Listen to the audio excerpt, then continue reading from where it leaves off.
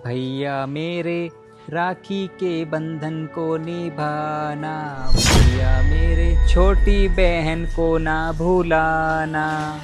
राहुल भैया, ये क्या कर रहे हो आप? अरे अभी रक्षाबंधन में पूरे 15 दिन पड़े हुए हैं और आप अभी से राखी बांध रहे हो खुद को। अरे मेम साहब, आप वो क्या है, मेरी बहन ना यहाँ पे मजदूरी का काम करती थी और आज ना उसका सारा काम खत्म हो गया, तो अभी थोड़ी देर पहले ना मैं उसको स्टेशन भिजवा कर आया हूँ। और मुझे अच्छे से पता है कि अभी राखी में ना 15 दिन बाकी है। जब मैं उसको ट्रेन में बिठा रहा था ना, तब वो मुझे राखी दे के चले गई, क्योंकि उसकी ट्रेन जाने वाली थी और राखी तो वो दे के चले गई। फिर मैं खुद से बांध रहा हूँ इस राखी को। लेकिन भैया मैं आपसे ये बोल रही हूँ, अभी त्योहार में ना पूरे 15 दिन बाकी है। आप एक काम करना ना, 15 दिन बाद अपनी बहन के पास चले जाना। और वैसे भी रक्षाबंधन भाई बहन के प्यार का त्योहार है। अगर आपकी बहन आपकी खुद राखी बांधेगी तो आपको ज्यादा अच्छा लगेगा। आप तो खुद ही राखी बांधने में लगे हुए हो। मेम साहब, आप ये कैसी बात कर रहे हो? ये जो त्योहार वगैरह होते हैं ना, ये सिर्फ अमीरों के होते हैं। हम गरीबों का कोई त्योहार नहीं होता। हम गरीबों को तो बस 7 दिन ड्यूटी करनी रहती है। भैया ये कैसी बातें कर रहे हो आप? और आपको किसने बोल दिया? आप जैसे गरीब लोगों के या फिर जो लोग मजदूरी करते हैं उन लोगों के कोई त्योहार नहीं होते। अरे त्योहार तो सभी लोगों के लिए सेम होते हैं ना। फिर आपको किसने बोला ये? मेम साहब, अगर आप बुरा न मानो तो मैं आपसे एक सवाल कर सकता हूँ? हाँ बोलना, क्या हुआ? मेम साहब, आप मुझे एक बात बताओ, आप भी ड्यूटी करने जाते हो और साहब भी ड्यूटी करने जाते हो, तो आप हफ्ते में कितने दिन ड्यूटी करते हो?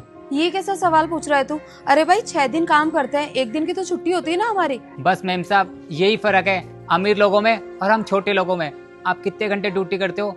सिर्फ 6 घंटे। पर आपको पता है मुझे यहाँ पे कितने घंटे ड्यूटी करनी पड़ती है? पूरे 12 घंटे। अरे 12 घंटे में मैं 1 मिनट भी इधर से उधर नहीं जाता। अगर मुझे लंच भी करना होता है ना, तो मैं यहीं बैठ के लंच करता हूँ, औरों के साथ लंच नहीं करता। और मेम साहब, साल में कितने सारे बार त्योहार आते हैं, और अभी आपने बताया कि आप 6 दिन तो ड्यूटी करते हो और 1 दिन आराम करते हो।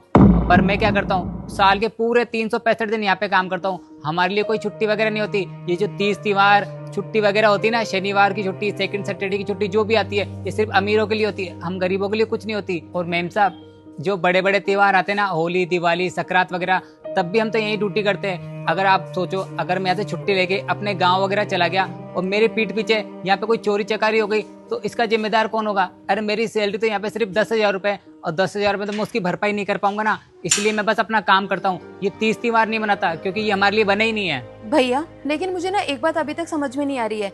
अरे बार त्योहार वाले दिन ऑफिस तो बंद होते हैं, फिर आप लोग यहाँ पे क्या करते हो? यहाँ पर कौन से काम होते हैं आप लोगों के? आप आराम से छुट्टी ले लिया करो यहाँ से। अरे मेम साहब, आप जिस छुट्टी की बात कर रहे हो ना, ऑफिस बंद होने की बात कर रहे हो, ये ऑफिस ना सिर्फ आप जैसे बड़े लोगों के लिए बंद होता है, हमारे लिए बंद नहीं होता।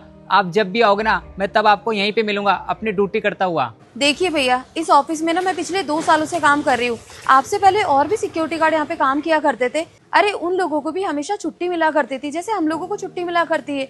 तो मुझे ये बात समझ में नहीं आ रही है कि बॉस आपको छुट्टी क्यों नहीं देते हैं। अरे आपके भी तो रक्षाबंधन का त्योहार है, इतना बड़ा त्योहार है भाई बहन के प्यार का, फिर आपको छुट्टी नहीं दे रहे हैं। कोई ना बात आपकी जरूर रही होगी, इसलिए सर आपको छुट्टी नहीं दे रहे हैं। हाँ मेम साहब, बात तो है, और मैं ना आपको सारी बात बताता हूँ। अभी कुछ टाइम पहले ना मेरी माँ की तबीयत बहुत ज़्यादा ख़राब हो गई थी, और मेरे पास इतने भी पैसे नहीं थे कि मैं अपनी माँ का इलाज करा सकूँ। तभी मैंने ऑफिस से ना 50,000 रुपये उधार लिए थे। और ऑफिस वालों ने मुझे एक बार भी मना नहीं किया, क्योंकि ऑफिस का जितना भी स्टाफ है ना, वो बहुत अच्छा है, और ये ऑफिस भी बहुत अच्छा है। यहाँ काम करके ना मुझे भी बहुत अच्छा लगता है। अब मेम साहब, मेरे ऊपर 50,000 का कर्जा हो गया, और मेरी सैलरी सिर्फ 10,000 रुपये। अब 10,000 में मैं क्या ही कर लूँगा? यहाँ पे शहर में रेंट देना रहता है, गांव में मेरे बीवी बच्चे रहते हैं, तो मुझे उनके लिए भी खर्चा भेजना रहता है। इसलिए मेम साहब, मैं हफ्ते के 7 दिन यहाँ पे ड्यूटी करता हूँ। वैसे तो हफ्ते में 1 दिन मेरी भी छुट्टी आती है, तो मैं सोचता हूँ 1 दिन एक्स्ट्रा काम कर लूँगा, जो मेरा जो कर्जा है वो थोड़ा कम हो जाएगा। और मैंने ना अपनी बहन को गाँव से यहाँ पे बुलाया था। शहर में यहाँ पे पास में मजदूरी का काम चल रहा था, तो सोचा अगर वो मजदूरी का काम कर लेगी ना, तो थोड़े ज़्यादा पैसे आ जाएंगे, और उन पैसों से मेरा घर परिवार अच्छे से चल जाएगा। पर आज ना उसका सारा काम खत्म हो गया, और उसने जो पैसे कमाए थे उससे कुछ दिन तो घर चल जाएगा। पर मेम साहब, मुझे भी ना अपने घर परिवार की याद आती है। सोचा था इस रक्षाबंधन अपने गांव जाऊंगा और अपनी बहन से अपने इन कलाई पे राखी बंधवाऊंगा, पर क्या करूं, मैं तो यहाँ पे कर्ज के बोझ तले दबा हूं ना। पर एक बात की खुशी है, आज नहीं तो कल ये कर्ज चुक ही जाएगा, और फिर मैं भी हफ्ते में 1 दिन जो छुट्टी मिलती है ना, उस छुट्टी को आराम करूँगा। बस मेम साहब, यही सोच के ना मैं अपने मन को शांत कर लेता हूँ। वैसे सच बताऊँ ना आपको, यहाँ पे खड़े खड़े ड्यूटी करते करते ना मेरे भी पैर में बहुत दर्द हो गया। पर ये कष्ट ना कुछ दिन का और है, उसके बाद मुझे कष्ट से बिल्कुल मुक्ति मिल जाएगी, और फिर भी मैं हफ्ते में जो 1 दिन छुट्टी आती ना, उस दिन मैं भी आराम किया करूँगा। अच्छा भैया, तो ये बात है, इस वजह से आप अपने गांव नहीं जा पा रहे हो। लेकिन आप मुझे ये बताइए कि आपने कितने पैसे चुका दिए और कितने पैसे बाकी है अभी आपके ऑफिस से? मैम साहब 50,000 में से ना मैंने 20,000 तो चुकता कर दिए, सिर्फ 30,000 रुपये बाकी है, वो भी धीरे धीरे सारे चुका दूंगा। अच्छा, 30,000 रुपये। अगर राहुल मैं तुम्हें 30,000 रुपये दे दूँ तो क्या तुम अपने गांव चले जाओगे अपनी बहन से राखी बंधवाने के लिए? अरे मैम साहब अभी कैसी बात कर रहे हो? ऑफिस से जो 50,000 का कर्ज लिए थे ना वो ही अभी तक नहीं चुका पा रहे, और आप 30,000 रुपये देने की बात कर रहे हो। वो कर्ज भी ना मेरे माथे के ऊपर आ जाएगा। रहने दीजिए, आप मुझे पैसे मत दीजिए।